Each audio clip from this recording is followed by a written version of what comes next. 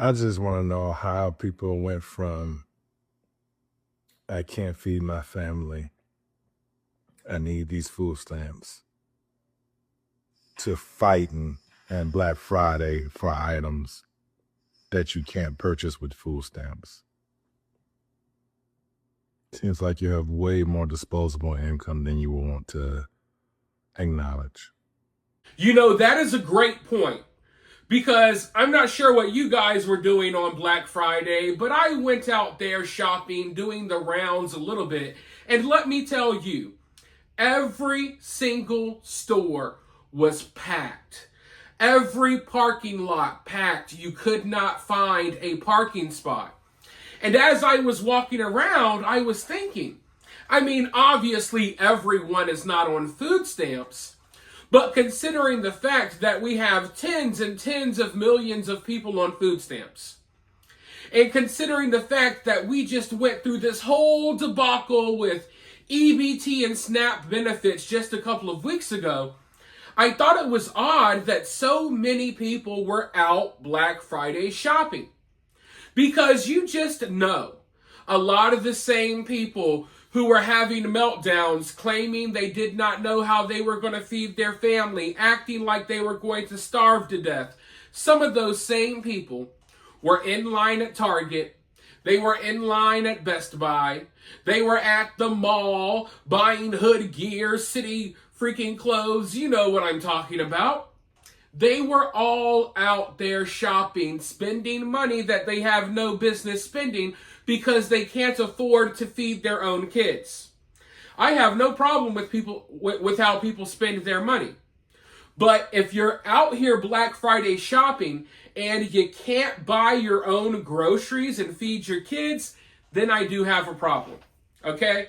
That's how you know these people's priorities are all out of whack.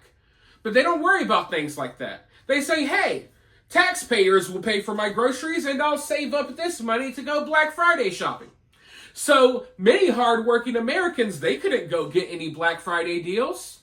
No, because they have to spend all their money on groceries. So half the people out there, living it up on Black Friday are people who have their livelihoods paid for by the government, by taxpayers.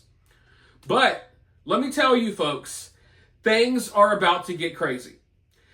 Every time that I think the EBT wars are over, every time that I think, okay, maybe it's time to pull the plug on this series, something else happens. Now, as you guys know, on December 1st, they did a whole little rehaul of the SNAP benefits program. So now everyone has to meet certain requirements. People are going to have to get a job, do community service or something. We know that tons of people are getting kicked off of food stamps because they no longer meet the requirements. However, starting next week, things are going to reach a whole new level. Because remember how I told you that when the EBT wars began, the government basically reached out, the federal government reached out to each state requesting for them to send in all of their SNAP benefit data. 29 states sent in the data. The rest of the states did not. So now the news just broke that the federal government is going to withhold food stamps, SNAP benefits funding from every state that refused to send in their data. So what is that? We're looking at like 21 states here that have not sent in their data, and starting next week, if they do not send their data, all of the funds that the government has to release to them for food stamps, the government's going to put a hold on all of those funds. So if you thought the EBT wars were crazy a couple of weeks ago, when people thought they might not be getting their food stamps because of government shutdown, it looks like a lot of these people might not be getting their food stamps next month. I mean, it all depends on if their states comply. I'm telling you right now, we are headed for some very interesting times in the EBT wars. And the crazy part is, all of the people on food stamps and EBT, they probably don't know what's going on in the news right now, right? So they might not even know that next week, hey, if your state didn't send in that data, you might be SOL.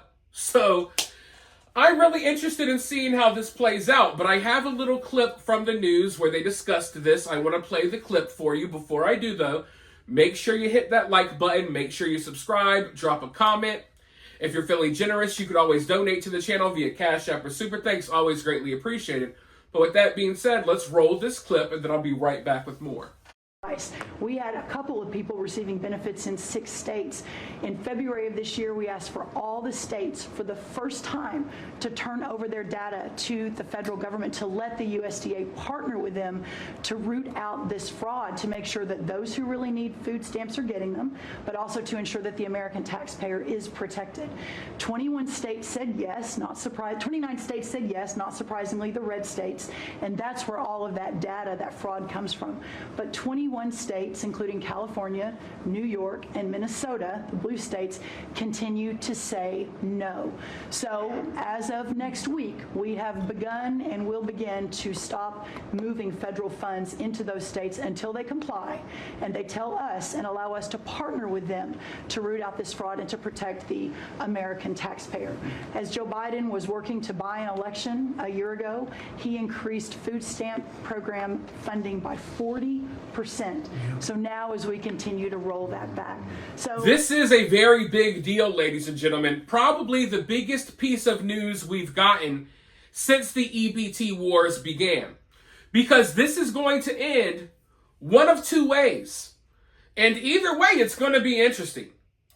Either way, I'm okay with how it ends. Because look, either these states refuse to send their data, and then they're not going to get the funds released to them for food stamps.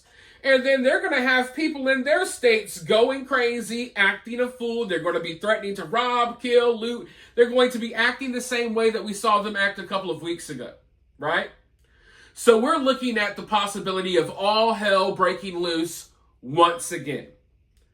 It's either going to end like that, or it's going to end with these states complying, finally sending in their data so we can really find out just how corrupt, just how deep the corruption goes, so we can really find out, oh, how many dead people in your state are receiving food stamps? How many households are receiving food stamps payments, like multiple food stamps payments? Because some people are getting like paid twice. How much money is getting funneled here? How much money is getting funneled there? How much money is going into these programs where restaurants provide food to the homeless, when in reality they don't provide food to the homeless, they just rake that money in. There's a lot of scams. There's a lot of corruption within the SNAP benefits program. There's a lot of people taking advantage of this program. There is a reason why those states did not want to send in their data. And the crazy part is, the 29 states that did send in their data, it's not like everything was hunky-dory with them. No, they found hundreds and thousands of dead people getting food stamps in these states that already sent in their data. They found a lot of, just flaky stuff going on. And now the 21 most corrupt states of all, they haven't even sent in their data yet. So we really don't have an idea of how bad things are. And we may be getting a better idea of how bad things are next week if these states comply. But we have to wait and see. But like I said, it ends one of 2 ways. It ends in chaos, or it ends with them being exposed. Now, I'm sure they're trying to cover things up, cook the books right now. I'm sure they're going to try to do whatever they can to hide some things. But at the end of the day, it's crumbling. It's all crumbling down. The EBT wars, okay? The EBT wars have left a devastating blow on welfare food stamps queens all around the United States. And I don't think they're ever going to quite recover from this. Maybe things won't be the same after this. And personally, I'm hoping so. Because I don't think that we should be giving so many lazy people who do nothing with themselves. They're not even good people, to be frank. A lot of them are evil, violent human beings. And I'm not saying that everyone on food stamps is that way. I'm specifically talking about the people that we've heard from making these videos threatening to rob our grandmas and stuff. Yeah, I don't want them getting a single dime anymore. So hopefully they'll be kicked off of food stamps. And hopefully we can move forward, in a way that makes sense. To where, hey, yeah, you're disabled. You can't work. Maybe you fell on hard times and you need some help for a little bit. Okay, I'm okay with that. I'm not okay with Shaniqua popping out 10 babies, never working a day in her life, living in Section 8, getting thousands of dollars a month so she can go film TikTok videos showing how many Rice Krispie treats she bought. I'm not okay with that. But you guys know how it is. I'm going to keep my eyes on this and let you guys know what's going on. I'll keep you updated. For now, you guys let me know what you think down in the comments below. While you're down there, hit that thumbs up, hit that subscribe, ring that notification bell, and I'll talk to you all soon in the next one.